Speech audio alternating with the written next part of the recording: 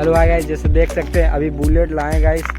दोस्त यार का था, वो मांग के लेकर आए। ये देखिए हमारा रोहित भैया चलाने की कोशिश कर रहे हैं गाइस। सीख रहे हैं इसको थोड़ा थोड़ा। ये देखिए ले लेते हैं। दोस्त का है गाइस, हमारा नहीं है। या नहीं, अभी जा रहे हैं सीखने थोड़ा ट्रिक। तो गाइस फाइनली अभी ये बुलेट मंगाए दोस्त यार का है गाइस, हमारा नहीं है। बढ़ाई नहीं करके अभी चलाएंगे, आज रील बनाएंगे गाइस। देखते हैं कैसा साउंड इफेक्ट लगा है।